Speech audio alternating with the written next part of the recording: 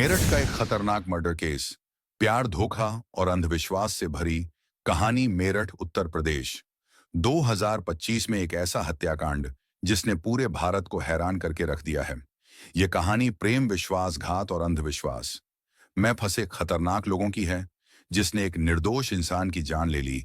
इस केस में प्रेमिका ने अपने बॉयफ्रेंड के साथ अपने ही पति को मौत के घाट उतार दिया और उसके शरीर के 15 टुकड़े करके एक ड्रम में भरकर उस पर सीमेंट डालकर उसे पैक कर दिया। चलिए दोस्तों, इस कहानी को हम शुरू से जानते हैं। 2016 में मेरठ के निवासी सौरभ राजपूत की मुलाकात मुस्कान रास्तोगी से हुई। दोनों के बीच प्यार हुआ और फिर उन दोनों ने कोर्ट में शादी कर ली। शादी करने के बाद दोनों सौरभ के घर गए, लेकिन सौरभ के घर वालों ने उस शादी से इनकार कर दिया और उन्हें घर से निकाल दिया। फिर मुस्कान और सौरभ एक किराए के मकान में रहने लगे। समय बीतता गया और उन दोनों की एक बेटी हुई। इस समय सौरभ को पैसे की और सौरभ पहले मर्चेंट नेवी में जॉब करता था और उसकी पोस्टेड लंदन में थी। उसके बाद सौरभ जॉब में चला गया और मुस्कान मेरठ में रहने लगी। इस दौरान मुस्कान और उसकी बेटी अकेले पड़ गई। फिर एक तीसरा व्यक्ति साहिल शुक्ला आया, जो मुस्कान को पहले से ही पसंद करता था। सौरभ के लंदन में रहने के कारण मुस्कान की नजदीकियां साहिल के साथ बढ़ने लगी।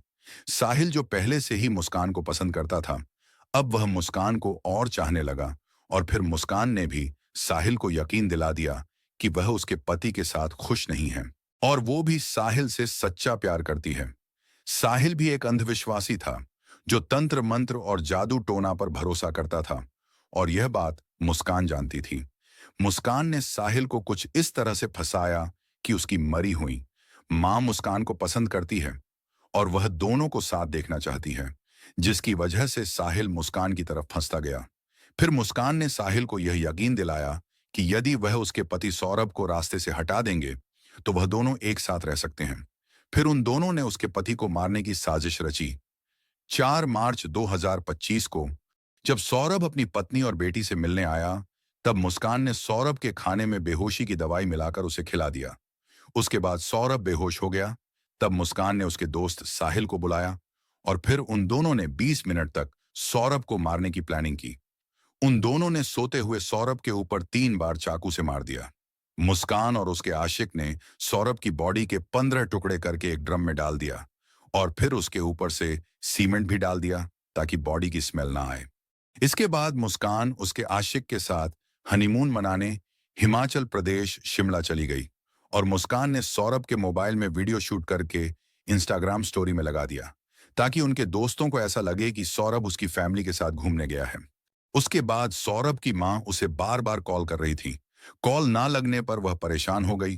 फिर उन्हें थोड़ा सा कुछ शक हुआ तो वह थाने में पुलिस के पास गुमशुदा की रिपोर्ट करने गई।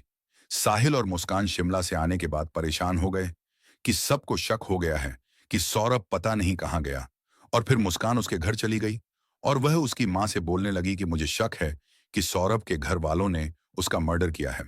फिर मुस्कान के पापा ने कहा कि नहीं, ऐसा नहीं हो सकता। कोई अपने बेटे को कैसे मार सकता है? बेटा, तुम मुझे अच्छे से बताओ, हुआ क्या था? मैं किसी से कुछ नहीं कहूंगा। फिर मुस्कान ने सोचा कि मैं पापा को पूरी सच्चाई बता देती हूँ। पापा कुछ नहीं कहेंगे। पूरी सच्चाई बताने के बाद उसके पापा सीधा थाने गए और वहां पर पुलिस को सब कुछ बता दिया। पुलिस ने तुरंत मुस्कान और साहिल को गिरफ्तार कर लिया। दोस्तों, यह घटना हमें यह सिखाती है कि अंधविश्वास का अंजाम बहुत बड़ा और भयानक होता है।